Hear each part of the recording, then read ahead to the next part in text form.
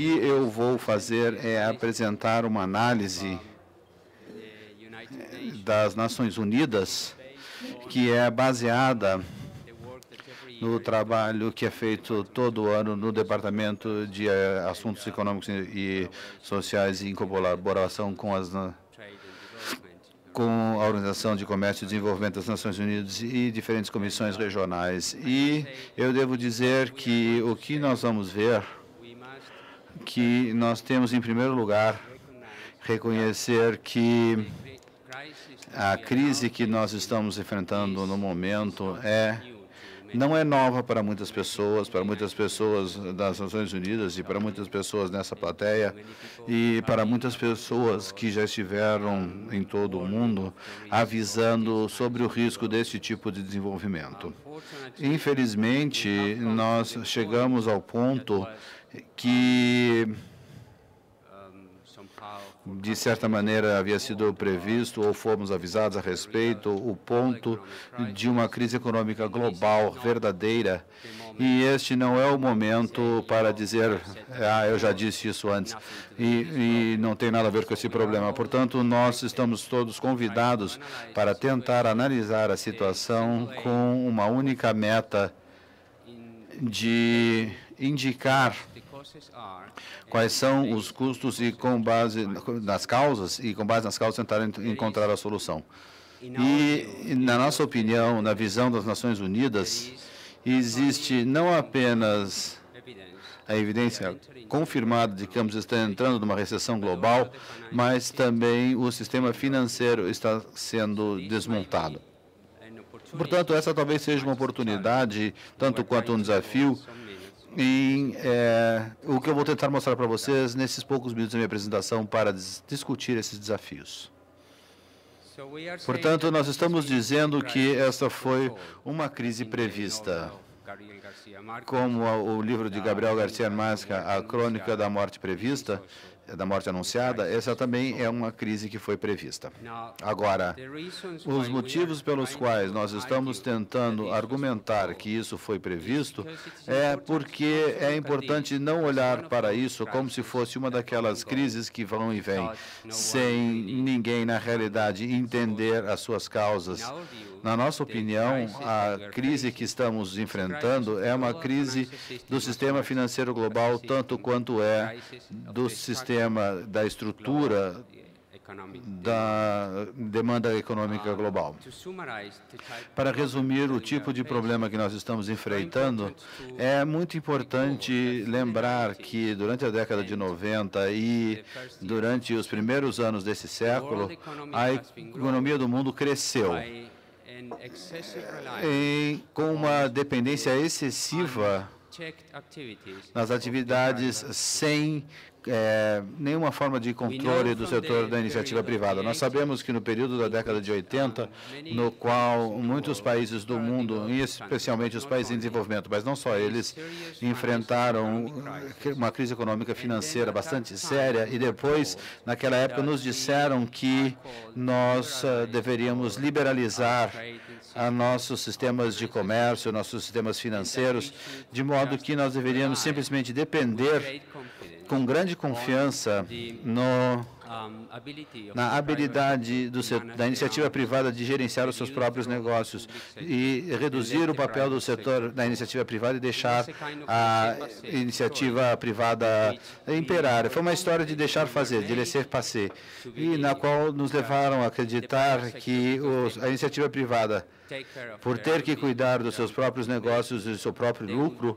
eles cuidariam de não fazer erros. E este foi um erro bastante grande. A economia do mundo, durante a década de 90 e nos anos desse século, estava crescendo com base na capacidade do setor de iniciativa privada de gerar o financiamento sem nenhuma forma de controle e, ao mesmo tempo, permitir que alguns países do mundo, os Estados Unidos entre esses, mas não só ele, a Espanha foi outra, a Austrália, poucos países no mundo tiveram direito de consumir muito mais do que poderiam arcar com os custos, com base na esperança de que eles sempre poderiam tomar emprestado em cima dos valores dos seus ativos financeiros. Se vocês se lembrarem, as décadas de 90 foram os anos do boom do .com. Quando chegou o estouro da bolha .com, houve a bolha da habitação, e foi a mesma história. Portanto, nós estamos baseando as nossas políticas econômicas num papel reduzido do Estado e na confiança que o iniciativa privada faria o seu negócio da maneira correta. Agora, eu gostaria que o setor da iniciativa privada em todo o mundo, de repente, se eu fosse permitido pela imprensa, de repente tivesse ouvido aos representantes do setor da iniciativa privada aqui ontem. Eu fiquei muito surpreso em ver um nível de bom senso entre empresários que, na realidade, percebem que a essência do seu ser havia sido criada através da criação de demanda e atendimento dessa. E acredito que também foi esquecido isso no desenvolvimento das décadas dos anos 90 e dos primeiros desse século. Ao mesmo tempo, a crise na estrutura e também uma crise do sistema financeiro. Agora, o que nós vemos nesse gráfico é uma desaceleração clara do comércio mundial. O que nós estamos plotando aqui é a série desde 2001 até 2009. Obviamente, 2009 é uma projeção e em 2008 é uma estimativa. O comércio global desacelerou dramaticamente já em 2008, mesmo antes da crise nas instituições financeiras principais, apesar de termos que reconhecer que a crise começou, na realidade, muito mais cedo. Muitas pessoas tentaram persuadir-nos de que era desde setembro desse ano que, na realidade, a crise começou, e, na realidade, foi desde o ano de 2008 todo. E os Estados Unidos começaram a desacelerar a sua demanda já desde o quarto trimestre de 2007, e foi em 2008 que a demanda mundial começou a cair. E isso levou a uma redução dramática no aumento do comércio. Junto com isso, nós vimos uma subida dramática no preço do petróleo devido à aceleração excessiva da demanda global até o meados desse ano, e depois um rápido declínio. Esse ponto já foi mencionado pelo senador. Me deu um branco. Mercadante. Eu sinto dizer, eu estou envergonhado porque eu conheci o senador há 20 anos atrás e nós estamos compartilhando muito bem as mesmas rotas em termos do mundo da educação popular. Seguindo Paulo Freire, e agora eu estou embaraçado em dizer que, quando eu precisava dizer o nome dele, escapou. Mas, de qualquer maneira, o ponto já foi levantado pelo senador hoje de manhã, e junto com as subidas e oscilações e flutuações dos preços do petróleo, nós também tivemos a queda nos preços dos commodities, em especial nos preços dos alimentos. Portanto, houve uma subida rápida no preço dos fundos, depois uma queda rápida no preço dos alimentos, que segue bastante perto a desaceleração ou o percurso do comércio mundial. Essa desaceleração do comércio mundial e a queda nos preços dos commodities e do petróleo, como foi enfatizado hoje de manhã, em países que dependem das exportações de commodities e que dependem das exportações de petróleo, vão enfrentar problemas sérios. Obviamente, em paralelo com isso, nós temos a crise do crédito. Essa crise do crédito também claramente foi manifestada pela subida no custo dos empréstimos, o que está plotado aqui com o aumento dos spreads, mas acredito que mais interessante é perceber que isso não apenas é o custo, é a disponibilidade do crédito. E acredito que muitos dos empresários que apresentaram aqui ontem estavam muito certos em dizer que não é uma liquidez no custo do crédito, e sim a disponibilidade do crédito. Obviamente, o custo do crédito é uma questão a ser considerada também. Quando falar sobre soluções, você tem que enfatizar, por favor, se eu não fizer, por favor, me lembre de fazer isso na sessão de perguntas e respostas. Eu gostaria de enfatizar a diferença de tentar abordar esses problemas quando você está dependendo somente no setor financeiro particular, privado, ou quando você está dependendo no auxílio do setor público, setor financeiro público, que é uma coisa que, por sorte, foi mantida viva nesse país, porque eu acredito que esse é o principal recurso para combater a crise. Agora, a crise do crédito que foi mostrada no gráfico anterior foi manifestada não somente nos países industrializados, mas também dentro dos spreads que foram manifestados nos países em desenvolvimento. O que estamos mostrando nesse gráfico são os spreads nos principais blocos em desenvolvimento: África, Ásia, América Latina e no restante da Europa, não incluindo o Reino Unido e a Alemanha. Os custos de empréstimos subiram em todo o mundo e certamente não havia motivo a essa altura, pelo menos, para entender que haveria um desvinculamento do Fundo Monetário Internacional, que estava fazendo com que todos entendessem o que foi feito no ano passado, que haveria um desvinculamento da economia mundial, que seria um problema pequeno nos Estados Unidos e talvez em alguns poucos outros países anglo-saxões, Austrália, Reino Unido, mas o restante do mundo iria bastante bem, só que não foi este o caso. Agora, as consequências dessa mudança dramática na atividade global disparam inicialmente por uma redução na demanda nos Estados Unidos, levou a um caso claro para um crescimento econômico mais lento em nível global e talvez a aproximação de uma recessão. O que estamos vendo nesse gráfico é, mais uma vez, uma série desde o início dos anos 2000 até o ano de 2009, e o valor para 2009 é uma projeção. Essa projeção resulta de diferentes conjuntos de modelos globais que estamos trabalhando agora na nossa unidade, mas vamos nos concentrar primeiro em 2008. Em 2008, nós estamos projetando um crescimento global de cerca de 2,5%. Este não é base em base do PPB, esse é baseado em dólar. Agora, 2,5% de taxa de crescimento para a economia global a partir do ano de 2008 não é, na realidade, ruim, mas é dramaticamente pior do que nós estávamos vendo anteriormente. A pior parte dessa história é que nós precisamos de um crescimento global muito mais rápido, especialmente se as metas de desenvolvimento devem ser atingidas. Muito mais dramaticamente, o que nós vamos ver principalmente é o crescimento de apenas 1% para a economia global como um todo.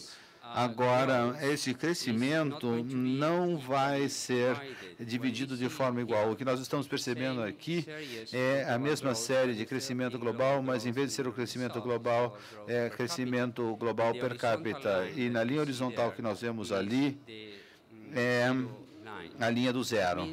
Isso quer dizer que, de acordo com as nossas projeções mais moderadas, as taxas de crescimento de renda per capita em nível global serão negativas. Vai ser especialmente negativa para o mundo desenvolvido, mas não vai ser negativa para o mundo em desenvolvimento como um todo, apesar de, claramente, vai ser muito menor que os anos anteriores. Essa é a projeção para 2008 somente. Eu vou pular as projeções para o mundo em desenvolvimento, porque nós sabemos que eles são negativas de um modo geral, e vou passar para considerar o Sudeste Europeu e a Confederação de Estados Independentes, a antiga Rússia e os países da União Soviética. Esses países parecem estar desempenhando bastante bem nesse cenário de linha de base, mas, mesmo assim, eles estão crescendo em níveis que não permitem que eles reconstituam o seu tecido econômico, o que é muito importante nesses países. Mas o que eu quero concentrar agora nos países em desenvolvimento, o caso para os países em desenvolvimento parece ser semelhante no sentido de que existe uma desaceleração desaceleração do crescimento, mas ao mesmo tempo podemos dizer, bem, não é tão ruim assim. Em qualquer caso, a América Latina, os países em desenvolvimento, de acordo com o nosso cenário de linha de base, vão estar crescendo numa média de 4,6% e a África vai crescer a 4,1% e o leste e sudeste asiático 6,6%, a América Latina 2,3%. E, obviamente, eles estão vindo de taxas de crescimento muito altas e essas taxas são necessariamente altas e, ao mesmo tempo, este não é o final da história. Em primeiro lugar, nesse cenário de linha de base, nós não projetamos mais do que um ano, porque é tipicamente considerado uma previsão, e se você prever um ano, você provavelmente vai estar crescendo. Se você prever 2 anos, você vai estar bem errado. Mas, fora isso, nós temos um modelo de política que permite que nós façamos um trabalho mais flexível, porque podemos pôr diferentes conjuntos de premissas nele. O que nós temos nesse gráfico é o mesmo cenário de linha de base na linha azul, e junto com isso nós temos um cenário pessimista e um cenário negativo ou pessimista. E no cenário otimista, nós estamos presumindo a possibilidade de que os estímulos fiscais que já foram anunciados, que são mais ou menos propostos pelos principais países desenvolvidos, bem como China, Coreia e outros países no mundo, que esses estímulos vão trabalhar de uma forma coordenada. E, nesse caso, nós vamos chegar à conclusão de que, com alto nível de probabilidade, a economia mundial vai se salvar de uma recessão verdadeira, apesar de crescer a somente 1,6%. No cenário pessimista, negativo, vai haver uma recessão global real de 0,4%, e este está calcado na premissa que algumas premissas impares não vão funcionar efetivamente e não vai haver coordenação dos esforços. A única solução para sairmos dessa crise é através de uma reação coordenada em nível global. Nesse caso, eu gostaria, eu não sei se poderia ser ampliadas para o pessoal que está trabalhando com a parte de televisão, porque isso não é fácil de conseguir enxergar a uma distância, mas o que nós temos aqui é o caso de 16 blocos que podem ajudar a economia mundial. Os blocos em cima são os países desenvolvidos e os blocos no meio são os países emergentes, e aqueles que estão na terceira linha são uma combinação de países de renda média e baixa, e nos últimos, da última linha, são países de baixa renda. Eu acredito que nós gostaríamos de focalizar nessa audiência nos gráficos que estão na terceira fila, a primeira e a segunda representando a América Central e a América do Sul, porque esse é um cenário de política. Nós temos que ter a possibilidade de projetar vários anos à frente, e no caso desse resultado pessimista, as políticas que existem em implementação também não serão efetivas, e nós vamos mais uma vez ver a recessão na América Latina. Agora, se nós colocarmos aqui uma lupa nesses mesmos gráficos, e se fizermos a plotagem não somente a partir do ano 2000, mas para o ano de 1970 até o último ano da projeção, que é 2012, então nós podemos perceber em cima dos Estados Unidos e a economia europeia, e na parte inferior nós vemos a linha em laranja embaixo, ou do lado esquerdo, é a América Central e México, e do lado direito nós temos a projeção para a América do Sul. Agora, em ambos os casos, a América Central e o México, e também os indicadores para a América do Sul, nós vamos ver uma recessão. Agora, muitas pessoas, eu discuti isso com uma série de pessoas na região, e eles tendem a acreditar que, porque suas economias têm sido muito fortes, que eles não vão sofrer uma recessão muito forte. Bem, de acordo com a nossa análise, se não houver políticas implementadas, eles vão sofrer sim, mas talvez porque eles vêm de uma posição forte, eles não vão sofrer tanto quanto os outros países com a recessão. E a última coisa sobre o dólar.